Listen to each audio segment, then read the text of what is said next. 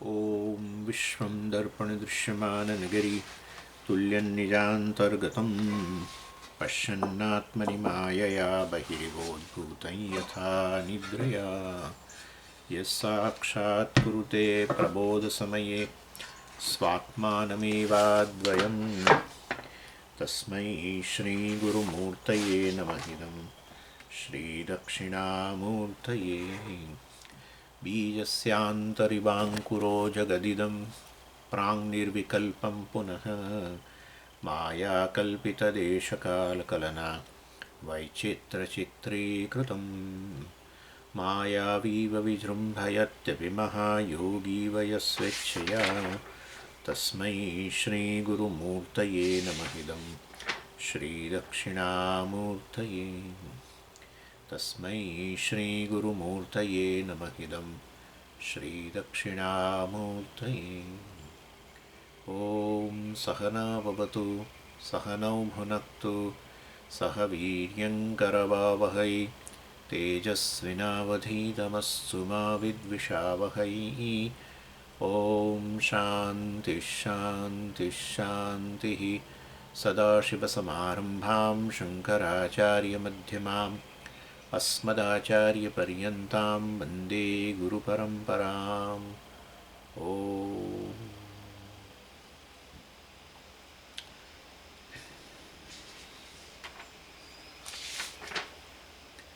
पंचाणुमो श्लोक 13मा अध्यायની અંદર सहस्रशो मनोराज्ये वर्तमाने सदैव तत् सर्वैरुपेक्षते यद्वत् ઉપેક્ષા નામ રૂપયો. એટલે દ્રશ્ય જગતની ઉપેક્ષા, કાર્યની ઉપેક્ષા, કારણ કે કારણમાં આપણને રસ છે, કારણ બ્રહ્મ જે છે એમાં રસ છે આપણને, અને એમાં રસ છે માટે જગત જે છે, કાર્ય જે છે મિથ્યા છે, એની ઉપેક્ષા. ઉપેક્ષા એટલે વાસ્તવમાં એને મિથ્યા જાણવું, અને એને મિથ્યા જાણવું અર્થાત એનું અધિષ્ઠાન જે છે એ બ્રહ્મ કે આત્મા છે એના તરફ ધ્યાન જવું. ઉપેક્ષા એટલે એ આ પ્રકાર, ધિક્કાર કેવું નહીં. સહસ્રશઃ મનોરાજ્યે વર્તમાને સદૈવ તત્, અર્થાત એની આ મિથ્યા જગતની ઉપેક્ષામાં દ્રષ્ટાંત આપે છે કે સહસ્રશઃ મનોરાજ્યે, મનોરાજ્ય એટલે વાસ્તવમાં જેમ મન જેમ વિચારતું જાય એમ આપણને આ વસ્તુ લાગે ને. મનોરાજ્યમાં શું થતું હોય છે સામાન્ય રીતે કે આવું હોય તો સરસ, આવું હોય તો સરસ, આવું થઈ ગયું હોત તો સરસ, વગેરે વગેરે. આવું દિવસે જ્યારે દિવસનું સપન કહેવાય, બેઠા બેઠા આ પ્રકારે કદાચ ફ્રી પડ્યા હોય ત્યારે આવો વિચાર આવે, આવું થાય તો સારું, આ થાય તો સારું, આ થયું હોત તો વધારે સારું થયું હોત, એમ કરીને ચાલતું હોય. પરંતુ જે મનોરાજ્ય બધું સર્જાય છે મનની અંદર, એની તમે કેવી ઉપેક્ષા કરો છો? આવું જાણનારો કે આ તો મનમાં ચાલે છે આ બધું, એ જેમ એ મનોરાજ્યની ઉપેક્ષા કરે તો એ વ્યક્તિને આપણે ડાયો કહીએ, પણ મનોરાજ્યની ઉપેક્ષા ન કરે, એને સાચું માને તો આપણે એને પાગલ કહીએ.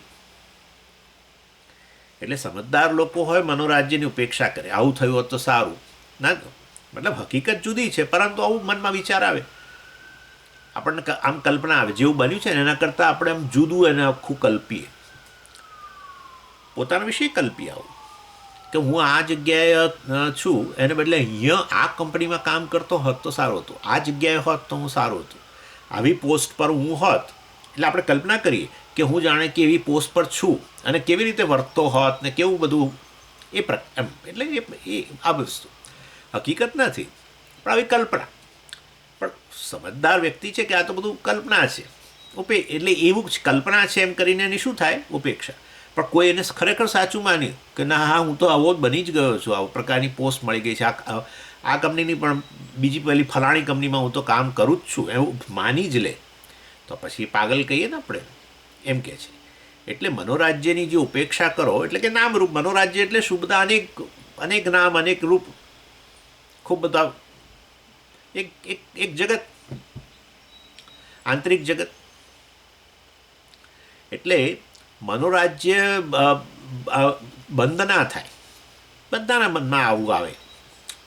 અને ઘણીવાર તો દિવસમાં વધારે વાર આપણે ફ્રી થઈએ તો દરેક વખતે આવી કલ્પના કરીએ કે આપણી અમુક વસ્તુ આપણી ઈચ્છાઓ પૂરી ન થઈ હોય ને. અમુક જ કંપનીમાં સારી આ કામ કરવું હોય પણ આપણે કોઈ કારણસર માં ઇન્ટરવ્યૂમાં ફેલ થયા કે કોઈ કારણસર કોઈ લાગવવાળાને મળી ગયું ને આપણને ના મળી, અને જે કંપનીમાં કામ કરતા હોઈએ ત્યાં અમુક જ પોસ્ટ આપણે હોય ને આપણે જોઈતી હોય કંઈક હાયર પોસ્ટ ને આપણને મળી ના હોય, એટલે બધી જે ઈચ્છાઓ અધૂરી રહી હોય ત્યાર પછી આપણે હવે નવરા બેઠા હોઈએ તો આપણને આવો વિચાર આવે કે હું આનોય બોસ બની ગયો હોત તો કેવું, મારા નીચે 100 જણા કામ કરતા વગેરે સમથિંગ. અથવા ધનની દ્રષ્ટિએ પણ આવે. આપણે જતા આવતા હોય જગતમાં જોઈએ બધું, અને આપણી પાસે હવે એટલું ધન ના હોય પરંતુ આવું કોઈ ધનિક વ્યક્તિને જોઈએ જે રીતે જતો આવતો હોય, જે રીતે પહેરવેશ એનો હોય, જે પ્રકારે એનો વ્યવહાર હોય, તો આપણે પણ જાણે કે પછી એવી કલ્પના કરી બેઠા બેઠા કે હું મારી પાસે ઘણું બધું ધન આવી ગયું છે, ખૂબ પૈસા મળ્યા મને, તો હું આવી રીતે બંગલામાં રહેતો હોત, આમ કરતો હોત, ફલાણું હોત, એવું બધું જાત જાત. પરંતુ જાણીએ છીએ પેલો સ્વસ્થ વ્યક્તિ છે એ તેની ઉપેક્ષા કરે કે ભાઈ આવ્યું બરાબર છે, એ આવવાનું બંધ નથી થવાનું, એવો અનુભવ બંધ નહીં થાય, પરંતુ એ હકીકત નથી, મિથ્યા કહેવાય એને, પ્રાતિભાષિક. અહીંયા આપણે એને મિથ્યા એટલે પ્રાતિભાષિક કહીએ. એટલે પરંતુ એ જે થાય ઉત્પન્ન એને સાચું માની તો આપણે એને શું કહીએ, પાગલ કહીએ. એટલે આ રીતે નામરૂપ આ જગતમાં નામરૂપ છે કે દેખાવાના બંધ નથી થવાના, પરંતુ આ વેદાંતિ જે છે એ આ વ્યવહારિક જગતની આ ઉપેક્ષા કરે કે ભાઈ આ મિથ્યા છે, એનું અધિષ્ઠાન જે છે, એનો જાણનારો જે છે, જેની અંદર આ જગત રહેલું છે, એ ચૈતન્ય જ સત્ય વસ્તુ છે. એ ચૈતન્યની બહાર તો કશું છે નહીં. ચૈતન્યમાં છે, ચૈતન્ય એટલે વસ્તુ છે ચૈતન્યમાં છે, મતલબ એ છે પણ ચૈતન્યને લીધે છે, અને ચૈતન્ય તો સદાય છે જ, બરાબર ને. વસ્તુઓ આવે જાય કરે છે. આયારામ ગયારામ શાનું થાય છે? જગતનું થાય છે. આયારામ ગયારામ શાનું થાય છે? દેહનું થાય છે, મનનું થાય છે. આયારામ ગયારામ જ છે, સતત બદલાય છે. સુષુપ્તિમાં લય પામી જાય છે, દેહ મન બુદ્ધિ વગેરે બધું લય પામી જાય. આપણી સ્મૃતિ છે આ તે બધું. આપણા ભૂખ તરસ ઊંઘી ત્યારે તો નથી હોતા, જાગી જાઓ ત્યારે તમને એવું લાગે કે હા ભૂખ લાગી છે, પણ ઊંઘી ગયા હોઈએ, ખરેખર આપણે ભૂખ્યા હોઈએ, જનરલી ઊંઘ ના આવે, પરંતુ સમજો કે ભૂખ્યા હોઈએ, આજે આપણે ડિનર ન કર્યું અને છતાંય હવે થાક્યા હતા અને ઊંઘ તો આવી ગઈ, એટલે ભૂખ લાગી હોય, પરંતુ આપણે તો ક્યાં ખબર છે, આપણા માટે ભૂખનું અસ્તિત્વ નથી. આપણે જાગીએ અર્થાત આપણી સભાનતા હોય તો આપણને લાગે છે ને. એટલે કોઈપણ વસ્તુનું અસ્તિત્વ શેમાં સિદ્ધ થાય છે? સભાનતા, એટલે કે પેલી ચૈતન્યમાં. હું સભાન છું શેનાથી? ભૂખથી સભાન છું સ્વામીજી. ભૂખ છે કારણ કે હું સભાન છું એનાથી, એટલે ઊંઘની અંદર એનાથી સભાન નથી તો ક્યાં ભૂખનું અસ્તિત્વ ક્યાં છે? એટલે કોઈપણ વસ્તુના ભાવ અભાવનું અસ્તિત્વ શેમાં સિદ્ધ થાય છે? ચૈતન્યમાં. એ વસ્તુ આપણે સમજી લેવાની. એટલે વસ્તુનું હોવાપણું જ વાસ્તવમાં ચૈતન્યને કારણે છે, મતલબ કે ખરેખર સ્વતંત્ર રીતે એનું અસ્તિત્વ નથી, મતલબ કે મિથ્યા થઈ ગયું. જેવી રીતે આ મનોરાજ્યનું અસ્તિત્વ પેલી ચેતન વ્યક્તિ જે પેલો જાગ્રત પુરુષ છે એની અંદર રહેલું છે, વાસ્તવમાં એ ખરેખર તો એ અનુભવે છે, પરંતુ એ સત્ય નથી, કારણ કે એની બહાર કંઈ જગત નથી. એ જાગ્રત પુરુષની બહાર જગત નથી, એના અંતઃકરણમાં જ આખું જગત છે. હકીકત નથી, હકીકત એટલે સત્ય નથી. આમ ખરેખર એવું કશું સત્ય છે નહીં કે હું કોઈ આ કંપનીમાં કંઈ મોટો ચેરમેન બની ગયો, ફલાણું કશું છે નહીં. હું તો એક સામાન્ય ક્લાર્ક હોઈ શકું કદાચ, કે હું ધનિક નથી, હું તો ગરીબ જ છું, એ સત્યતા છે. પરંતુ આ પ્રકારે બધું લાગે સત્ય. એનીવે, એટલે આ રીતે કહેવાનું કહે છે કે જો તમે આ રીતે આ વ્યવહારિક જગતની ઉપેક્ષા કરશો, અને એમાંય ખાસ કરીને દેહ મન બુદ્ધિની ઉપેક્ષા એટલે એનું મિથ્યાત્વ, અને એનું મિથ્યાત્વ સમજવું અર્થાત એનો આધાર સત્ય વસ્તુ જે છે હું આત્મા એ સમજવું. એને સમજી એને મિથ્યા કે આમ ઉપેક્ષા એ ધિક્કાર એવું નહીં. મિથ્યા ત્યારે જ સમજાય જ્યારે સત્ય અધિષ્ઠાન સમજાય. સર્પ મિથ્યા ત્યારે જ સમજાય જ્યારે રજ્જુનું જ્ઞાન થાય, નહીં તો કેવી રીતે સર્પ મિથ્યા સમજાય? એટલે સત્યનું જ્ઞાન, આત્મનું જ્ઞાન, એટલે આત્મજ્ઞાન પ્રાપ્ત કરવું હોય તો આ રીતે વાસ્તવની અંદર આત્મા જ આ સર્વનું અધિષ્ઠાન છે વસ્તુ જુઓ તો આપોઆપ જ આ નામરૂપાત્મક જગત જે છે, બહારનું જગત કે આ અહીંયા આ દેહમન બુદ્ધિ કે વગેરે, એ બધાનું મિથ્યાત્વ તમને સમજાશે. અને મિથ્યાત્વ સમજાવ્યું તો પછી આપોઆપ શું થાય? એની ઉપેક્ષા થાય. એટલે એવી રીતે આ દ્રષ્ટાંત આપ્યું અહીંયા મનોરાજ્યનું. અને હવે પછી 96મા શ્લોકમાં કહે છે કે આ જગત પણ આ પ્રકારે મનોરાજ્ય જેવું છે. હવે અહીંયા કહે છે ક્ષણે ક્ષણે મનોરાજ્યમ ભવત્યેવાન્યથાન્યથા ગતમ ગતમ પુનર્નાસ્તિ વ્યવહારો બહિસ્તથા. મનોરાજ્ય જેમ ક્ષણ ક્ષણમાં બદલાય છે, ક્ષણે ક્ષણે મનોરાજ્યમ ભવતી અન્યથા અન્યથા. અન્યથા એટલે જુદું જુદું જ હોય છે. તો અત્યારે ઘણીવાર શું થાય કે તમે હમણાં ફ્રી છો, બરાબર, ને હમણાં તમારામાં આવો વિચાર આવે, મનોરાજ્ય સર્જાય, વળી પાછા અડધો કલાક પછી ફરી ફ્રી પડે, ફરી પાછું કંઈક આવું, પણ હવે એ જુદું જ હોય પાછું. અને આ રીતે જ્યારે એકવાર બેઠા છો ને સર્જાઈ છે ત્યારે કંઈક આમ સ્થિર નથી રહેતું, એમાં પછી બદલાતું રહે છે. એટલે ક્ષણે ક્ષણે મનોરાજ્યમ અન્યથા અન્યથા ભવતી. ક્ષણે ક્ષણે મનોરાજ્ય જેમ બદલાય છે એટલે જે મનોરાજ્ય સર્જાયું હતું એ ફરી નથી આવતું પાછું, એવું છે. અત્યારે દાખલા તરીકે હું આમ આંખો ખુલ્લી રાખીને આમ જાણે જોઈ રહ્યો મનોરાજ્યનું દર્શન કરતો હોઉં, અને વાસ્તવમાં એમાં પાછો બદલાવ તો આવી રહ્યો છે, ફિલ્મની જેમ ચાલી રહ્યું છે.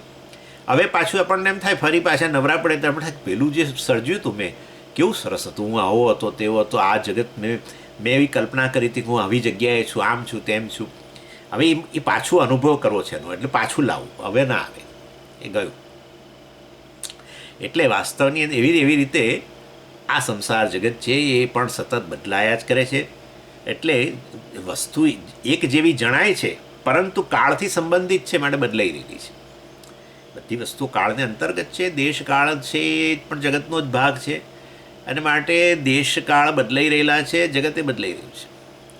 કાળ જે છે દેશમાં મપાય છે, અને દેશ છે કાળમાં મપાય છે, અને આવું બધું ચાલે જ છે. દેશ એટલે અંતર, અવકાશ, કાળમાં મપાય છે ને, પ્રકાશ વર્ષમાં મપાય છે ને, અને અને કાળ જે છે દેશમાં મપાય છે. સ્વામીજી અત્યારે અહીંયા છે, પણ મહિના પહેલાં આપણા અહીંયા અમદાવાદમાં હતા, જુઓ, જોયું?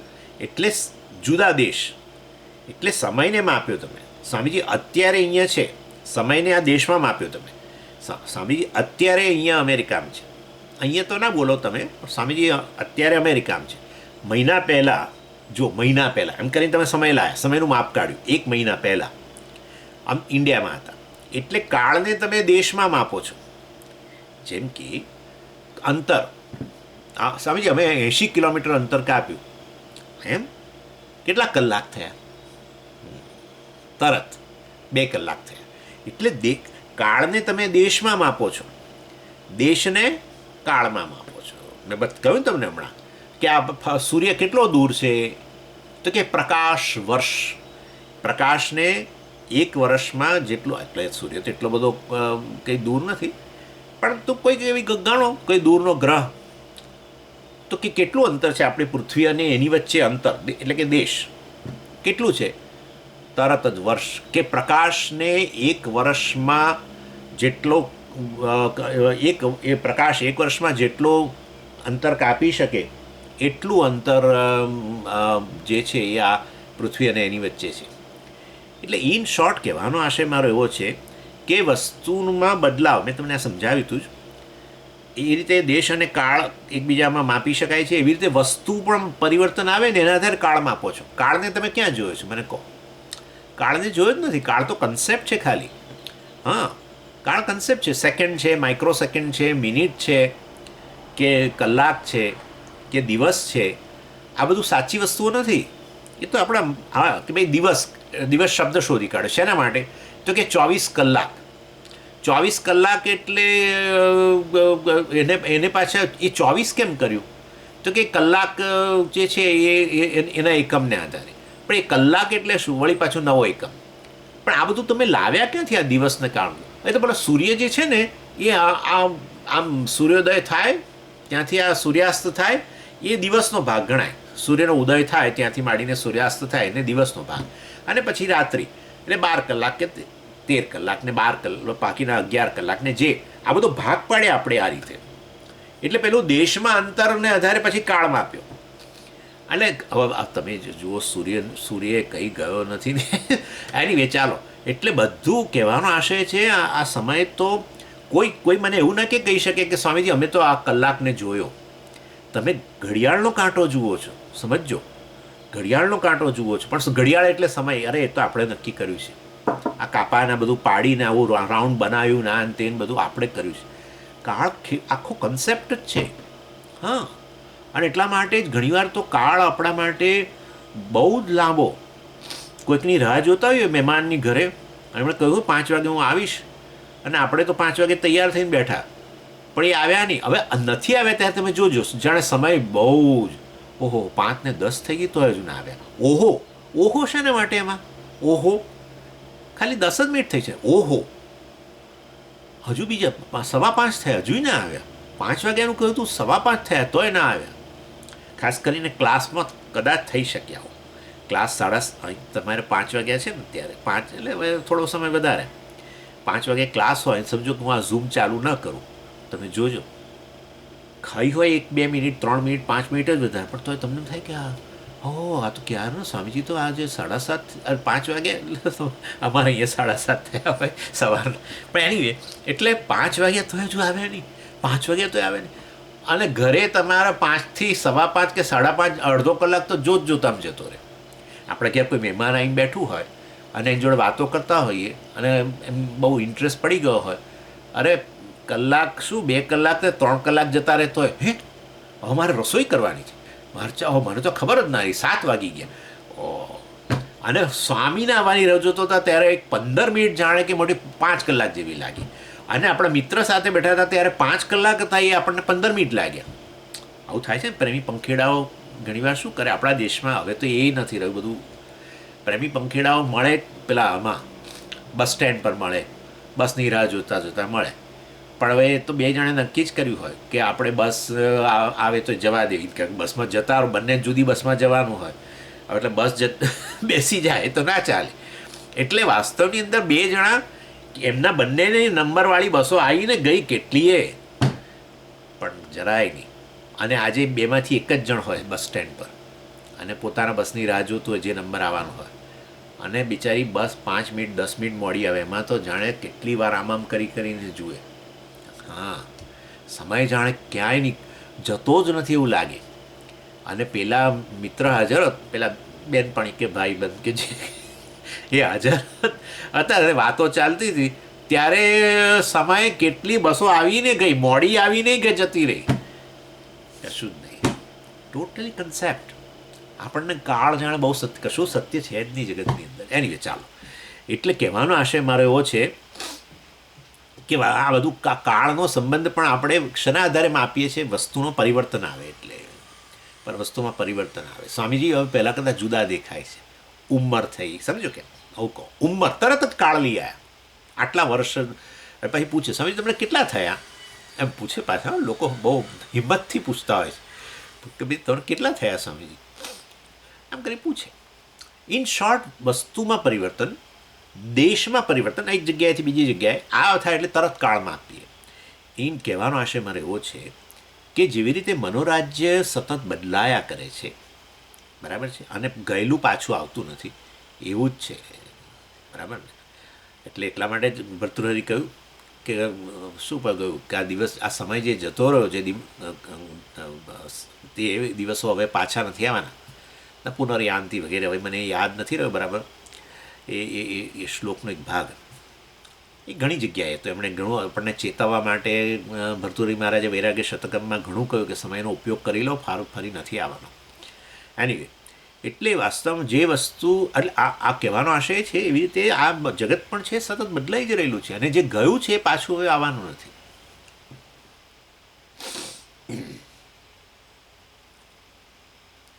એટલે આ બહારના જગતના, જગત કે બહારના નામરૂપ સાથેનો જે વ્યવહાર છે એ શેના જેવો છે? આ મનોરાજ્ય જેવું જ છે. એ ત્યાં અનેક નામરૂપ સાથે વ્યવહાર કરી છે, આ નામરૂપ સાથે વ્યવહાર કરે છે, બંને સ્વભાવમાં તો સરખા જ છે, સતત બદલાઈ રહેલા છે. અને જે વસ્તુ જેવી છે એવી જોવું એનું નામ જ્ઞાન, એમાં કંઈ પરિવર્તન કરીને જોવું એનું નામ વ્યવહાર. તમે જ્યાં છો, જે કંપનીમાં છો, જે પોઝિશન પર છો, જે તમને પગાર વગેરે મળે છે, એ એવું જ જોવું એનું નામ જ્ઞાન છે, બરાબર ને. જે જેવું છે એવું જોવું. વસ્તુ જેવી છે, વસ્તુતંત્રમ જ્ઞાનમ વસ્તુતંત્રમ, વસ્તુ જેવી છે અર્થાત હું જેવો છું, જ્યાં છું જે પોઝિશનમાં છું એને એવો જોવો, એનું નામ જ્ઞાન. પણ એને બદલે મનોરાજ્ય શું કરીએ છીએ? ના, હું ધનિક છું, હું આમ છું, હું એ કંપનીમાં ક્લાર્ક નથી, હું એ કંપનીમાં ઓફિસર છું કે વાઇસ પ્રેસિડન્ટ છું કે ફલાણો છું, એમ કરીને એમ પછી એમ કલ્પના કરે. અને મારી અંડરમાં 50 લોકો કામ કરે છે, મને જુદી કેબિન મળી છે, આમ એવું જોઈએ ને. આ પ્રકારે દર્શન કરે. એટલે જેવું છે એને બદલે જુદું જોવું હોય તો પછી વાસ્તવમાં એને જોઈએ, એને જ મનોરાજ્ય કહે, અને એમાં વ્યવહાર રહેલો છે, બરાબર ને. આ પ્રકારનો પ્રયત્ન. પણ જેવું છે એવું જોવું હોય, એની અંદર વ્યવહાર કશો રહેતો નથી. પરિવર્તન ઈચ્છવું એ જ મનોરાજ્ય છે.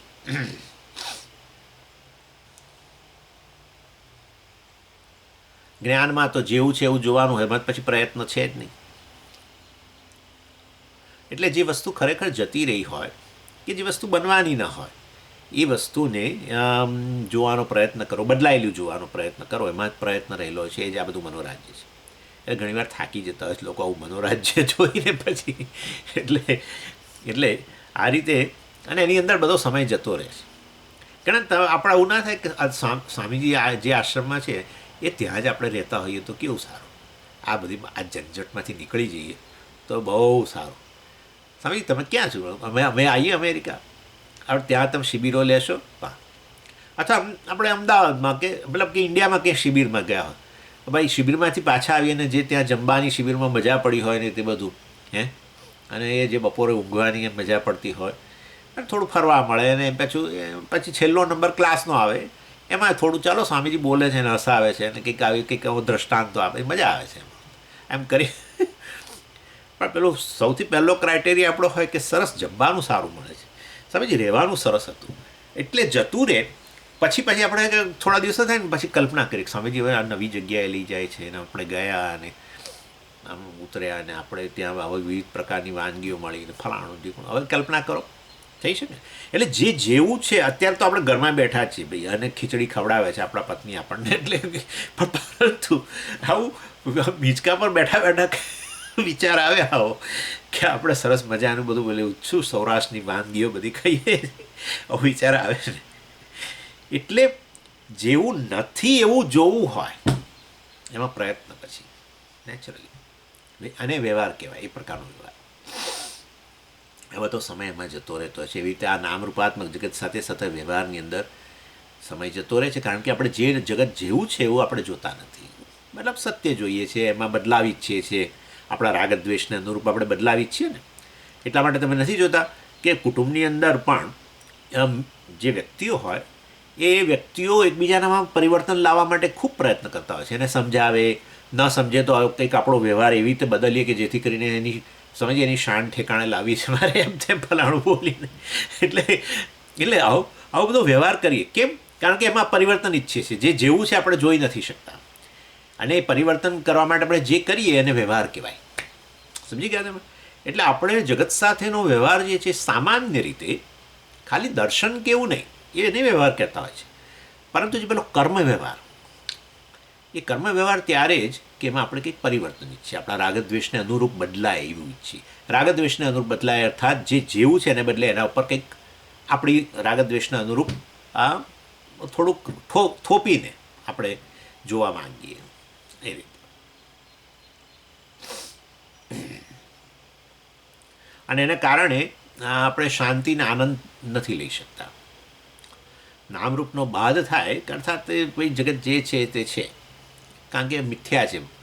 જે સત્ય વસ્તુ છે એ તો આત્મા જ છે, ઠોસ વસ્તુ આત્મા જ છે, આત્માથી અન્ય બહાર જગત છે એની વગેરે વગેરે. એ રીતે એનો બાદ કર્યો હોય તો શાંતિ થઈ જાય, કારણ કે આત્મદર્શન થાય છે માટે. ચાલો પછી 97મો શ્લોક. ન બાલ્યે યૌવનમ લભ્યમ યૌવને સ્થાવિરે તથા મૃતઃ પિતા પુનર્નાસ્તિ નાયાત્યેવ ગતમ દિનમ. એટલે વ્યવહાર જે છે, બહારનું વ્યવહારિક જગત જે છે, એને વળી પાછું મનોરાજ્ય સાથે હવે એને પાછું ફરી અને સરખાવે છે. જેમ 96મા શ્લોકમાં કર્યું એવું ને એવું 97મા શ્લોકમાં. મનોરાજ્ય તો પેલું ઉદાહરણ આપ્યું હતું, એવું ને એવું આ રાજ્ય બહારનું જગત પણ વ્યવહારિક જગત પણ એવું જ છે. મનોરાજ્ય પ્રાતિભાષિક જગત, આ છે વ્યવહારિક જગત. એ વ્યવહારિક જગત એટલે કે અમે જેવું દ્રષ્ટાંત આપ્યું એટલા માટે દ્રષ્ટાંત આપ્યું કે આગે દૃષ્ટ સદૃશ. દ્રષ્ટ એટલે તમારો અત્યારે જે અનુભવમાં છે એ અનુભવમાં રહેલું જગત જે છે એને સમજાવવા માટે એનો ઉપેક્ષા તમે નથી કરી શકતા કારણ કે એને સત્ય માનો છો. એ વસ્તુને મારે તમને સમજાવવું છે, એટલા માટે મેં તમને મનોરાજ્યનું ઉદાહરણ આપ્યું. એટલે મનોરાજ્યનું જે ઉદાહરણ આપ્યું એ વસ્તુ સાથે અને દ્રષ્ટાંત સાથે જ સરખાવાય. એટલે એ રીતે હવે સમજાવે છે વધારે આગળ કે જો મનોરાજ્યની સમાન જ છે આ જગત પણ. શું કહે છે? ન બાલ્યે યૌવનમ લભ્યમ. બાળક અવસ્થા હોય, બાલ્યાવસ્થા હોય તો વાસ્તવમાં એ વખતે યુવાની ના હોય. એટલે બાળકોને બિચારાને એવું થતું હોય છે કે આ બધા યુવાનો કેવું એમને જ્યારે ઈચ્છે ત્યારે બહાર જતા રહે. એ જે ઈચ્છે એ પ્રમાણે પોકેટમાંથી પૈસા કાઢીને એ વસ્તુઓ ખરીદી શકે. બાળકોને તો બિચારાઓને હંમેશા મા બાપ ઘરમાં જ હોમવર્ક કરો. રમવા જવું તો એ પાછું પૂછવું પડે, અને કંઈ પણ જવું હોય પૂછવું પડે. કશું ખરીદવું હોય પૈસા આપો. એટલે કેવી પડતંત્ર. એટલે બાળકને એમ થાય, થોડું સમજણું હોય ને બાળકને થાય કે આ મોટો ભાઈ છે એ કોલેજમાં છે કે કોલેજ ભણી રહ્યો છે કે હવે નોકરી કરે, સમજો તો એને કેવી સ્વતંત્રતા છે. આમ ન બાલ્યે યૌવનમ લભ્યમ. અને યુવાનીમાં પછી આવી રીતે નોકરી કરતા હોઈએ, જવા આવવાનું સવારથી સાંજ સુધી, નાન તેને રજાઓ નહીં કોઈ. મને એક રજા મળે ત્યારે વળી પાછું કદાચ બોલાવે બોસને ફલાણું ઢીકણું. એમ થાય કે બાલ્યાવસ્થામાં કેવું સારું હતું, પણ હવે એ ભાઈ ગઈ, એ આવવાની નથી. એટલે ન બાલ્યે યૌવનમ લભ્યમ યૌવને સ્થાવિરે તથા. અને યુવાનીમાં એ વૃદ્ધાવસ્થા ના આવે. વૃદ્ધાવસ્થા સામાન્ય રીતે કોઈ ન ઈચ્છે, પરંતુ વૃદ્ધાવસ્થા આવી હોય, આપણે ઉલટું લઈએ વધારે સારું. વૃદ્ધાવસ્થા આવી હોય તો આપણને થાય કે યુવાની મારી કેવી સરસ હતી, કેવી દોડાદોડ કરી શકતો હતો, ધારે હું ઈચ્છું એ પ્રમાણે ઊભો થઈ શકું, બેસી શકું, કોઈ તકલીફ નથી. આ તો આ બેસવા ઉઠવામાં તકલીફ પડે છે, આમ છે તેમ છે. પેલું તો હું કેટલું દોડી શકતો હતો, ચાલી શકતો હતો, જોગિંગ કરતો હતો, આમ હતું તેમ હતું, કેવું સારું જમી શકતો હતો. હવે તો થોડુંક સહજ આટલું પણ એક્સરસાઇઝ સમયથી વધારે ખવાઈ જાય તો તરત પેટની ગડબડ થઈ જાય છે, આમ છે તેમ છે, ખૂબ ગેસ રહે છે, બ્લોટિંગ થાય છે. મતલબ અનેક રીતે આપણને આવું બધું જ્યારે હેરાન થતા હોઈએ ત્યારે એમ થાય કે આ વૃદ્ધાવસ્થા કરતાં મારી યુવાની હતી એ સારી હતી, પણ હવે એ આવવાની નથી. જો તમે એટલે એ રીતે મનોરાજ્યને સરખાવે છે.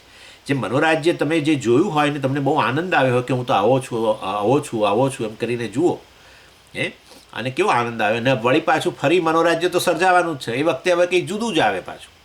તો આપણને થાય પેલું સરસ હતું, કેવો આનંદ આવ્યો હતો, હવે એ ગયું, એ ના આવે પાછું. એ રીતે સરખાવે છે. મનોરાજ્યમાં જેમ હોય એવી રીતે આ એવું છે. બાલ્ય યૌવનમ ન લભ્યમ. અને યુવાની હતા ત્યારે બાલ્યાવસ્થા ન મળે. એવી રીતે યૌવને સ્થાવિરે થતા. સ્થાવિર એટલે વૃદ્ધાવસ્થા. અને પછી કહે છે આગળ, મૃત પિતા પુનર્નાસ્તિ. પિતા ગુજરી ગયા હવે દાખલા તરીકે સમજો, તો પુત્ર આ રીતે મનોરાજ્ય બનાવે કે પિતાજીએ કેવું મારા માટે કર્યું હતું બધું, કેટલી કાળજી લેતા હતા. તો કેટલાક પિતાઓ તો શું કરે, દીકરાઓ આપણા ત્યાં તો પેલા છે ને પેલું બાઇક વાપરે, નવી નોકરી કરતા હોય, નવું બાઇક લઈ આવ્યા હોય કે કંઈક પેલા બધા સ્કૂટર ને એવું કે બાઇક. તો પિતાજીઓ બિચારા ફ્રી હવે રિટાયર્ડ હોય તો દીકરો તો કંઈ 9 વાગે 8 વાગે ઉઠે ને પછી ના એને નાસ્તો કરે ને આમ ને તેમને, અને કંઈક કાં તો પેલામાં મોબાઈલ લઈને બેઠો હોય ને પિતાજી બહાર જઈને એનું બાઇક છે એ લૂછી કાઢે. કારણ કે દીકરાને નોકરીએ જવાનું છે ને, એટલે પછી એ તો સરસ ચકચકાટ જોઈએ ને, પિતાજી લૂછે. આવું કરતું બધો સ્વાનુભવ છે આ તો એક જમાનાનો. ઓકે, એટલે આવું કરતા હોય છે. મા બિચારી ટિફિન બનાવે, પિતાજી આ રીતે એનું પેલું બહાર સાફ કરે, ત્યારે દીકરો ટિફિન લઈ અને માંડ એમાં પાછું પિતાજી ઘડીએ પાછું યાદ કરાવે, બેટા તૈયાર થઈ જાય, હવે નહીંને તૈયાર થઈ જાય, તારે જવાનો ટાઈમ થઈ ગયો, બેટા નહીંને તૈયાર થઈ જાય, તારે જવાનો ટાઈમ થઈ ગયો, બેટા નહીંને તૈયાર થઈ જાય, તારે બોલ ઓમ નમઃ શિવાયની જેમ બોલ. પેલો કંટાળીને ઊભો થઈ જાય પછી છેવટે, કારણ કે એને મોબાઈલ આવ્યો હોય ને મોબાઈલમાંથી એને બહાર એનું મન બહાર નજર જ ના કરે, એની મુંડી ઊંચી થાય મોબાઈલમાંથી. એટલે આવું થતું હોય છે. ઇન શોર્ટ, એટલે કહેવાનો આશય એવો છે, હવે સમજો કે પિતાજી સડનલી ગુજરી ગયા.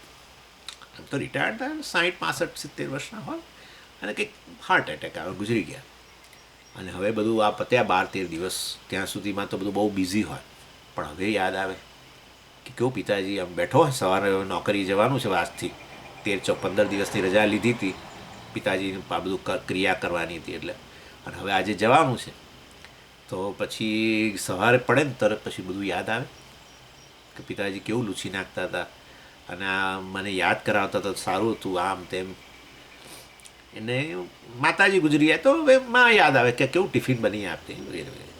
ઇન શોર્ટ કહેવાનો આશય છે કે ઘણીવાર વ્યક્તિની હાજરી હોય ત્યારે એની કોઈ કિંમત નથી હોતી, એની નોંધ નથી લેતા.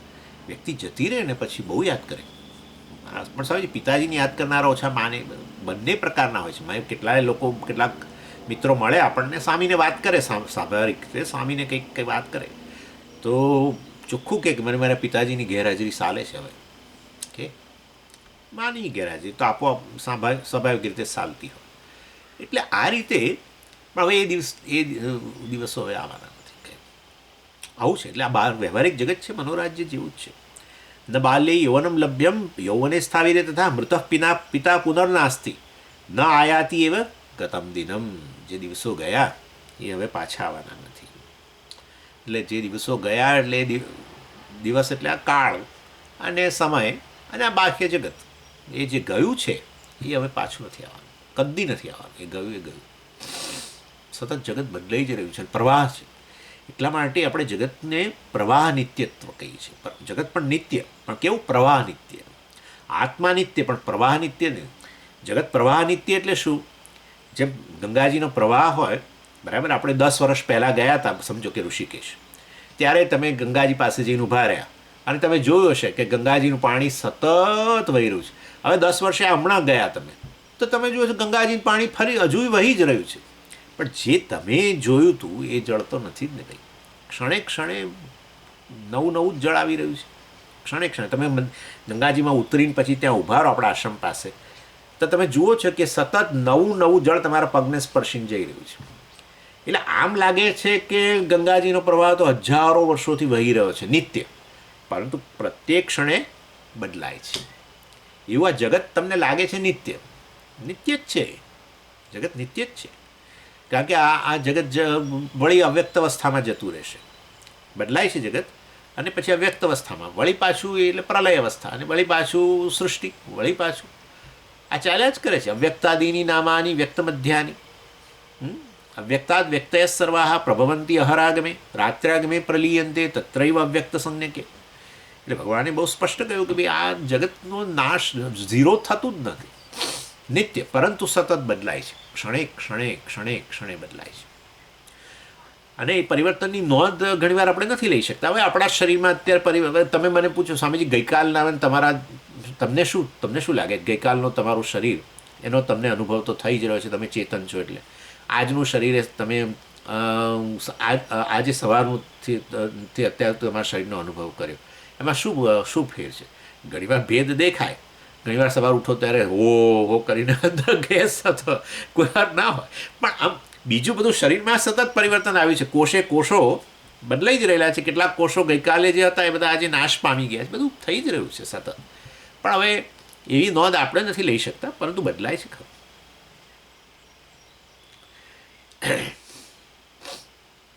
એટલે આપણે પછી નામરૂપમાં જેવું છે એના કરતાં પરિવર્તન ઈચ્છીએ, એના માટે વ્યવહાર કરીએ છીએ. હવે ખ્યાલ આવ્યો તમને?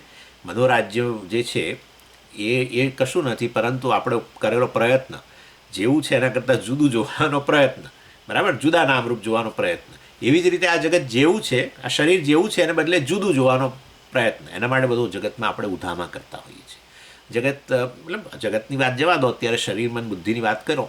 કારણ કે સચ્ચિદાનંદને જાણવા માટે અહીંયા આપણે પહેલું તો અનાત્મામાંથી આત્મબુદ્ધિ કાઢવાની વાત ચાલે છે. એટલે આ શરીર મન બુદ્ધિ એમાં બદલાવ માટે આપણે સતત નથી પ્રયત્ન કરતા. જેવું છે એને બદલે આપણે એને જુદું જોવા ઈચ્છીએ છીએ. એના માટે વ્યવહાર થતો હોય છે. પરંતુ જે બદલાઈ ગયું છે એ વસ્તુ આવતી નથી. અને આ નામરૂપ મિથ્યા છે, ઉપેક્ષા કરો. એ રીતે તમે મનોરાજ્યની જેમ ઉપેક્ષા કરી એવી રીતે તો પછી ધીરે તમને ખ્યાલ આવે કે બદલાયા વગરનો જે છે, જે સાક્ષી છે, ચૈતન્ય છે, જેના કારણે શરીર, મન, બુદ્ધિ, ઇન્દ્રિયો કે આપણી લાગણીઓ, આપણી સ્મૃતિ, બરાબર, આપણી ભૂખ, તરસ, આ તે બધું જે ભાસી રહ્યું છે જેની અંદર, એ બદલાયા વગરનો સાક્ષી છે. આ તો બધું સતત બદલાઈ જ રહેલું છે. અને બદલાઈ રહેલું છે એને વળી પાછું એનાથી જુદું કરવાનો પ્રયત્ન ન કરવો જોઈએ.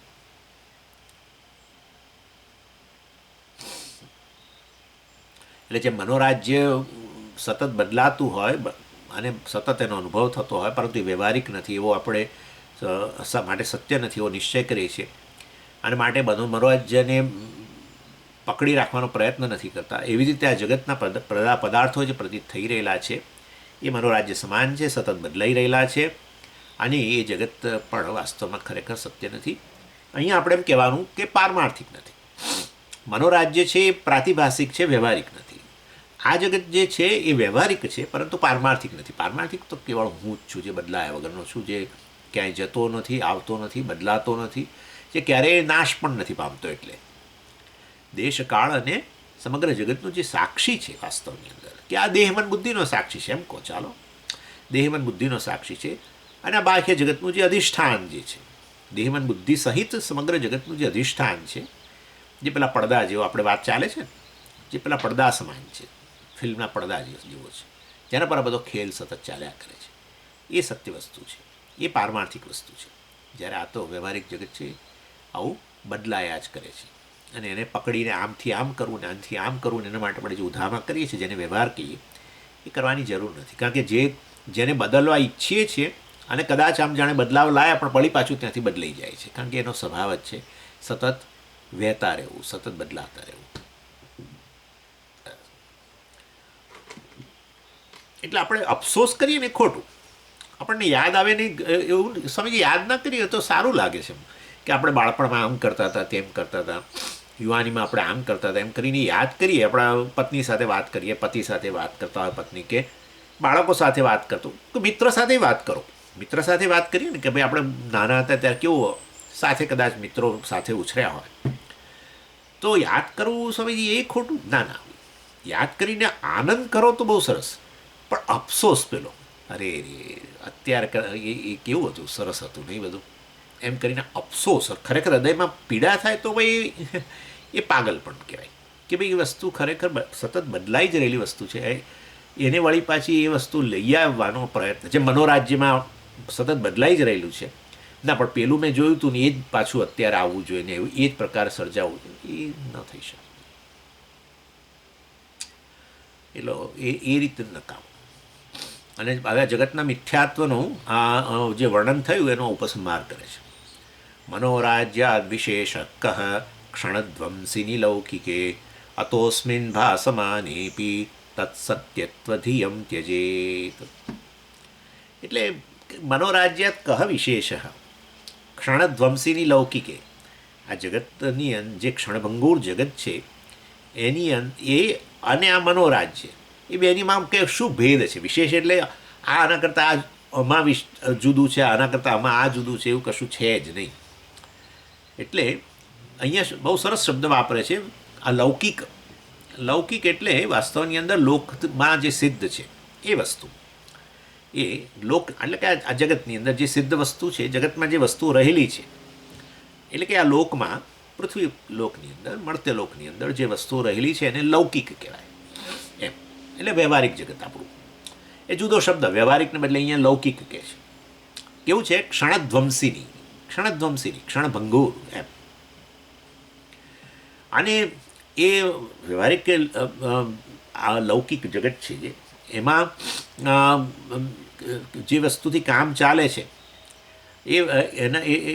એના માટે એવી વસ્તુ એવી હોવી જ જોઈએ એવું કંઈ જરૂરી નથી.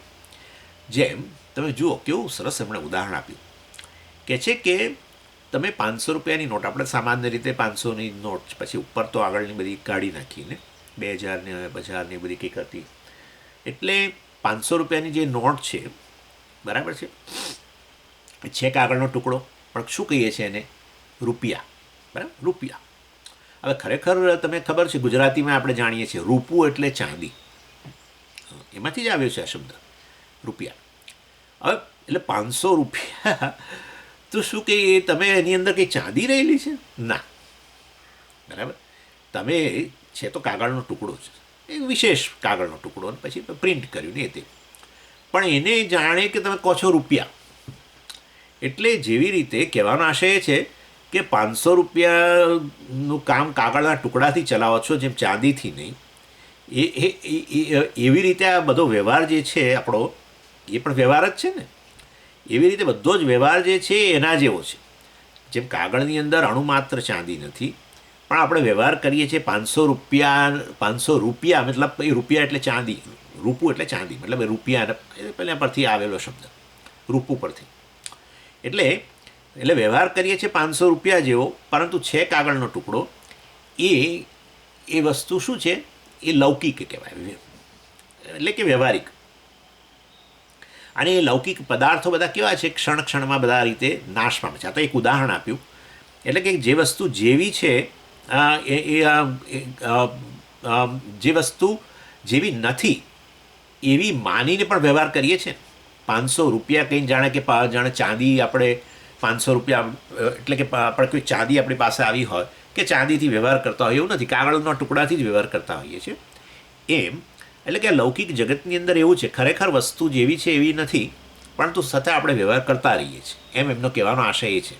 અને મનોરાજ્ય મતલબ પણ જેવું નથી એવું આપણે સર્જીએ છીએ અને એમાં વ્યવહાર કરતા હોય છે. હું તો આવો છું ને, કથા આવો બની ગયો છું ને, ધનિક થઈ ગયો, ફલાણો થઈ ગયો. મેં કહ્યું ને તમને ફલાણી કંપનીમાં છું ને, હું આમ ત્યાં બની ગયો અને બધા મેં એક મિટિંગ કરીને આમ કર્યું તેમ કર્યું. કલ્પના. એટલે જેવો નથી એવો હું બનું છું ને મનોરાજ્યમાં. એ તો એવું ને એવું અહીંયા કરો છું. જે વસ્તુ જેવી નથી એવું માનીને વ્યવહાર કરો છો. હવે ચાલો, આ તો રૂપિયાનું કહ્યું તમને, બીજું ઉદાહરણ મેં તમને આપેલા જ છે બધા. તમે આ સવારથી સાંજ સુધી બધું વ્યવહાર કરો છો, બધો શેના આધારે કરો છો? સ્વામી સવાર પડે એટલે શરૂ કરીએ. સવાર પડવું એટલે શું? સવાર પડવું એટલે શું? તો સ્વામી હવે સૂર્ય ઉદય થાય એટલે સવાર પડી. સૂર્યનો ઉદય થાય છે? નથી થતો. સૂર્યાસ્ત થાય છે? નથી થતો. પણ થાય છે એમ માનીને કરીએ છીએ વ્યવહાર. જે જેવું નથી એવું માનીને જ બધો, ઇનફેક્ટ બધો વૈદિક વ્યવહાર પણ, એટલે વૈદિક કર્મ પણ એવી રીતે કરીએ છીએ. સંધ્યાવંદન કરો, સંધ્યાવંદન એટલે શું કરવાનું? ગાયત્રીના જપ કરો. એટલે પણ ગાયત્રીના જપ ક્યારે કરવાના? જો એવું છે કે સાંજે છે ને સૂર્યાસ્ત થઈ જાય એ પહેલાં કરવાના હોય, અને બપોરે એને માધ્યાહનિકી સંધ્યા કે બપોરે 12 વાગે બરાબર સૂર્ય ઉપર આવે. સૂર્ય ઉપર આવે આ જ કલ્પના છે. સૂર્ય ઉપર આવ્યો, બરાબર મધ્યમાં આવ્યો એમ. મધ્યાહન એટલે શું? દિવસનો મધ્ય ભાગ. મતલબ કે હવે એટલા જ સમય પછી, બીજો જેટલા સમય થયો સૂર્યોદય પછી, જેટલા કલાકમાં એ ઉપર આવ્યો એટલા જ કલાક પછી એનો અસ્ત થશે. એટલે દિવસનો મધ્ય ભાગ. એટલે સૂર્ય ઉપર આવ્યો ત્યારે સંધ્યા કરવાની. પેલી સાયમ સંધ્યા માધ્યાહનિકી, અને પેલી સવારની ક્યારે? સૂર્યનો ઉદય થાય ને એ પહેલાં કરવાનું. અરે પણ સૂર્યોદય છે.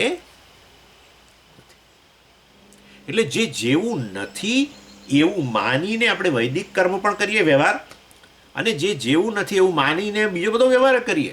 સવાર પડે ને બહાર દૂધ લેવા જઈએ ને આ કરીએ તે કરીએ ને ઓફિસ જઈએ, 9 વાગે ઓફિસ ફલાણું ઠીકણું બધું કેટલું તમે વિચારો. રાત પડે એટલે પછી બધો વ્યવહાર બંધ કરી દઈએ. રાત પડી એટલે શું? સમજી સૂર્ય અસ્ત થઈ ગયો એટલે પછી રાત પડી ગઈ. હવે સૂર્યનો ઉદય નહીં થાય ત્યાં સુધી એને રાત્રિનો સમય ગણવાનો. એટલે મેં કશો વ્યવહાર નહીં. એટલે ઇન શોર્ટ આવું છે મનોરાજ્ય જેવું. મનોરાજ્ય કહ વિશેષ? શું વિશેષતા છે તે બતાવો. પેલું પ્રાતિભાષિક જગતમાં આપણે જેવું નથી આપણે એવા આપણે બનીને બધો વ્યવહાર કરતા હતા. આ વ્યવહારિક જગતમાં પણ જે જેવું નથી એવું માનીને બધો વ્યવહાર કરીએ જ છે. અને વળી વ્યવહાર કરનારો ખરેખર છે જ નહીં.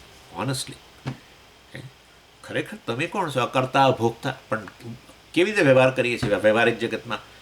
કર્તા બનીને, ભોગતા બનીને, ભોગ્ય વ્યવહાર, કર્તા બનીને કર્મ વ્યવહાર કરીએ જ. કેવળ ભ્રમ જ છે, બીજું કશું નથી. તમે તો જાણો છો આ વસ્તુ.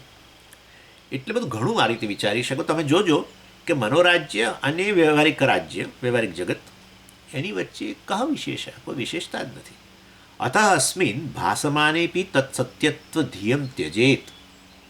સત્યત્વ ધીય, સંસારનું કારણ વ્યવહારિક જગતને સત્ય માનવું તે છે.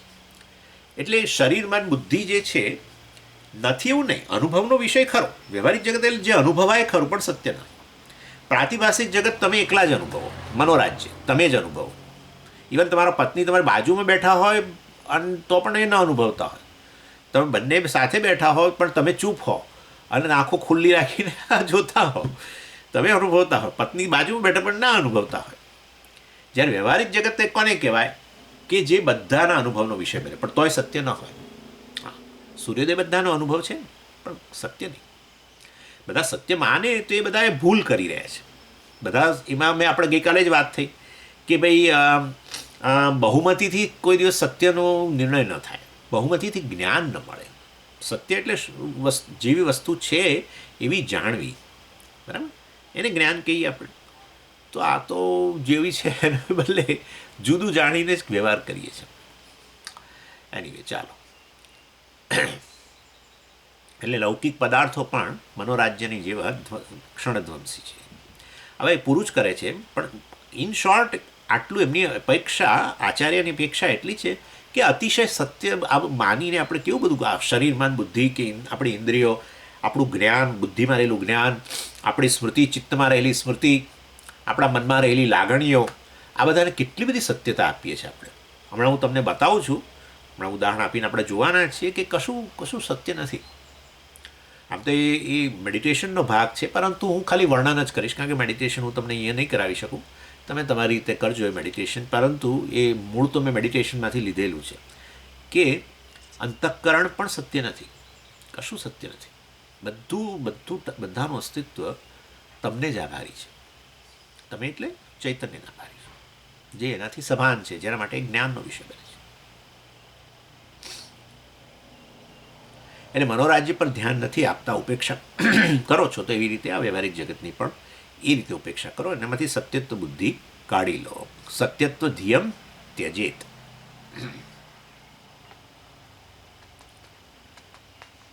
એટલે જે વસ્તુ પ્રમાણથી નક્કી થાય એ પ્રમાણિક કહેવાય, સત્ય કહેવાય. તો પછી પણ પ્રમાણિક તો ખરી જ ને, સૂર્યનો ઉદય તો જોઈએ છે આંખથી, તો પ્રમાણિક નહીં? આંખ પ્રમાણ નથી? આંખ પ્રમાણ છે ને, તો એનાથી તમને શું શેનો અનુભવ થાય છે? સૂર્યના ઉદયનો અનુભવ થાય છે. સૂર્યના અસ્તનો અનુભવ શેનાથી થાય છે? આંખથી જુઓ છો કે આ જઈ રહ્યો છે. લોકો સૂર્યાસ્ત જોવા જતા હોય છે, આબુ જાય, અહીંયા જાય, દરિયા કિનારે જાય, સૂર્યાસ્ત જોવા જાય. તો બધા લોકો તો આંખથી જોવું જ છે, બરાબર. તો આંખ પ્રમાણ છે કે નહીં કહો તો? ઇન્દ્રિય પ્રમાણ ખરી કે નહીં? હા, પ્રમાણ છે. તો એનાથી જે અનુભવ થાય તો પ્રમાણિક કહેવાય. પ્રમાણથી જે વસ્તુ સિદ્ધ થાય પ્રમાણિક. પ્રમાણિક એટલે સત્ય. તો હવે તમે તો કહો છો કે પ્રમાણથી સિદ્ધ થાય એ જે પ્રમાણથી જે વસ્તુનો જેવો છે નિર્ણય થયો એ સત્ય ગણાતી હોય તો તમે આ સૂર્યોદયને કેવી રીતે મિથ્યા કહી શકો? પરંતુ કહેવાનો આશય એ છે, પ્રમાણથી જે તમે જુઓ છો, પ્રત્યક્ષ પ્રમાણથી સૂર્યનો ઉદય, પરંતુ પછી આગળ વધો જરા, એ અનુભવમાં તપાસ કરો કે છેવટે એ જ વસ્તુ છે કે સૂર્યનો ઉદય બાધિત થાય છે બીજા પ્રમાણથી બાધિત થઈ જાય છે. એટલે માટે વાસ્તવની અંદર બાધિત પ્રમાણની વ્યાખ્યા શું છે કે જે અબાધિત હોય તો જ સત્ય. અબાધિત, બાધ ન થવું જોઈએ. જો અન્ય પ્રમાણથી બાધિત થતી હોય તો સત્ય નહીં. અને એ છે વિજ્ઞાન. વિજ્ઞાન પ્રમાણથી વાસ્તવમાં શું બાધિત થાય છે? સૂર્યનો ઉદય. અને એ સમજાવે કે તમને સૂર્યનો ઉદય જે જણાય છે પ્રત્યક્ષ પ્રમાણથી, એ વાસ્તવની અંદર ખરેખર જે જણાય છે સાચો નથી, બરાબર. એટલે કે સૂર્યનો ઉદય સૂર્યાસ્ત માટે ચક્ષુ પ્રમાણ નથી. ભૂરું આકાશ માટે ચક્ષુ પ્રમાણ નથી. ભલે ભૂરું આકાશ દેખાય, પરંતુ એના માટે ચક્ષુ પ્રમાણ નથી. આકાશ કે જેવું છે એવું નિર્ણય કરવો હોય તમારે, તો એના માટે આ ઇન્દ્રિયો તમારું પ્રમાણ નથી. એના માટે વિજ્ઞાન પ્રમાણ છે. હા, કારણ કે એ પ્રમાણથી આ ભૂરું આકાશ બાધિત થાય છે. ભૂરું આકાશ શેનાથી સિદ્ધ થયું? આંખથી સિદ્ધ થયું. પરંતુ એ બાધિત થઈ જાય છે. જ્યારે વિજ્ઞાનને લાવો અને તમને સમજાવે કે ખરેખર આકાશ ભૂરું નથી, તો આવી રીતે રંગ વેખરાય છે ને આમને તેમને, બધું વિજ્ઞાનના સિદ્ધાંતને આધારે સમજાવે. તો પ્રત્યક્ષથી જે નિર્ણય મતલબ જે ઇન્દ્રિયથી, જે પ્રમાણથી જે નિર્ણય થયો હોય બાધિત ન થાય તો સત્ય. બાધિત થઈ જાય તો નહીં, બરાબર ને. અનધિગતમ અબાધિતમ અર્થવત બોધકમ પ્રમાણમ. પ્રમાણની વ્યાખ્યા એ છે. એટલે અનધિગતમ, જે વસ્તુ અન્ય પ્રમાણથી જણાય નહીં, અને જે વસ્તુ અન્ય પ્રમાણથી બાધિત ન થાય, અને જે વસ્તુ આપણને એવું જ્ઞાન આપે કે જે આપણું પ્રયોજન સિદ્ધ કરે, એવા જ્ઞાનના સાધનને પ્રમાણ કહેવાય, બરાબર. જે જ્ઞાન તમને તમારું પ્રયોજન સિદ્ધ કરવા મદદ કરે, જે જ્ઞાન બીજા કોઈ જ્ઞાનના સાધનથી બાધિત ન થાય, અને જે જ્ઞાન તમે બીજા કોઈ જ્ઞાનના સાધનથી પ્રાપ્ત ન કરી શકો, એવું જ્ઞાનનું સાધન એને પ્રમાણ કહેવાય. આ તો બાધિત થઈ જાય છે અને નથી જ ભૂરું આકાશ, સમુદ્ર ભૂરો છે જ નહીં, જોઈએ જ છે આ બધું આપણે. આ રીતે આપણે આપણા બકેટની અંદર ખબર છે આવું કરતા હતા પહેલાં. આ તો મને લાગે એક ફિઝિક્સનો આપણો એક પ્રયોગ જ હતો. એક નાના ટમ્બલરની અંદર તમે એક મોટી પેન્સિલ આમ મૂકો તો પેન્સિલ જાણે તૂટેલી પેન્સિલ આમ તૂટેલી લાગે ને, આમ વળી ગઈ જાણે.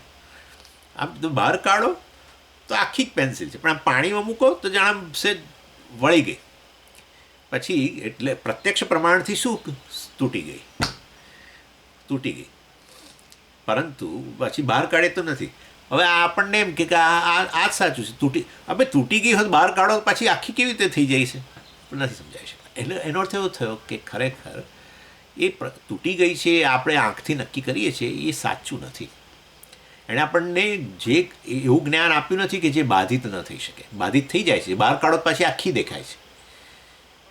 એટલે પછી વિજ્ઞાન આવીને આપણને સમજાવે કે ભાઈ જુઓ આવું છે, આવું દેખાય છે તૂટેલું, પરંતુ ખરેખર એ વસ્તુ સાચી નથી. આ નિયમને આધારે તમને તૂટેલી દેખાય છે, માટે તમારો અનુભવ છે એ ખોટું નથી.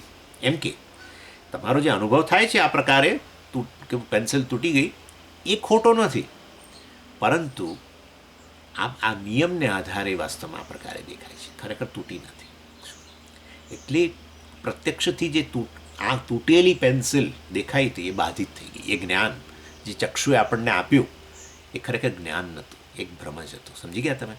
એટલે કોઈ પણ જ્ઞાનના સાધનથી જે જ્ઞાન પ્રાપ્ત કરો એ અન્ય કોઈ પ્રમાણ, અહીંયા વિજ્ઞાન, એ જ્ઞાનનું સાધન વિજ્ઞાન, એનાથી જો બાધિત થઈ જાય તો પછી ખરેખર ભ્રમ જ હતો.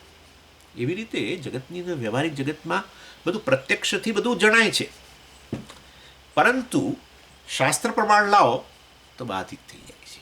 ખ્યાલ આવ્યો તમને? કર્તૃત્વ બાધિત થઈ જાય છે, ભોક્તૃત્વ બાધિત થઈ જાય છે, અને શરીર, મન, બુદ્ધિ આ બધાની સત્યતા બાધિત થઈ જાય છે, થાય જ છે. અને બાહ્ય જગતની સત્યતા બાધિત થઈ જાય છે. તો પછી એ શાસ્ત્ર પ્રમાણ છે. એને એ શાસ્ત્ર જે આવા પ્રકારનું જ્ઞાન આપે છે કે બ્રહ્મ કે આત્મા જગતનું અધિષ્ઠાન છે, એ અન્ય કોઈ જ્ઞાનના સાધનથી પ્રાપ્ત નથી થતું, અન્ય કોઈ જ્ઞાનના સાધનથી એને બાધિત નથી કરી શકાતું. અને એ જ્ઞાન શું છે? પ્રયોજન સિદ્ધ કરે છે, મોક્ષ પ્રદાન કરે છે વગેરે. એટલે એ રીતે શાસ્ત્ર પ્રમાણ છેવટે પ્રમાણ છે. એ જે જ્ઞાન આપે છે જગતના સંદર્ભની અંદર, વ્યવહારિક જગતના સંદર્ભની અંદર, એ સત્ય વસ્તુ છે. જગત મનોરાજ્ય સમાન જ છે. આ રીતે અહીંયા કહે છે. અને નામરૂપની ઉપેક્ષાનો છે શું લાભ થાય છે હવે છેવટે કહે છે. ઉપેક્ષિતે લૌકિકે ધીહિ નિર્વિઘ્ના બ્રહ્મચિંતને નટવત કૃત્રિમાસ્થાયામ નિર્વહત્યેવ લૌકિકમ. એટલે નામરૂપનું આ જે મિથ્યાત્વ છે એના સમજવાનું ફળ એટલું મળશે કે એની ઉપેક્ષા સહજ થઈ જશે. મિથ્યાત્વ જ પછી ઉપેક્ષા છે આપણા માટે. તો એવું નહીં કે મિથ્યા સમજીને એને કંઈક આમ તરછોડ્યું કે કશું.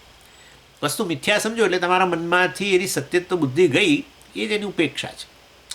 એટલે કે એની ઉપેક્ષા સહજ થઈ જશે, દેખાતું રહેશે. જેમ પેલો મનોરાજ્યનો સતત અનુભવ થાય છે એવી રીતે આ વ્યવહારિક જગત તો દેખાતું જ રહેવાનું છે. જેમ સૂર્યોદય સૂર્યાસ્ત દેખાતા જ રહેવાના છે, પરંતુ હવે તમે જાણી ગયા કે એ સત્ય નથી.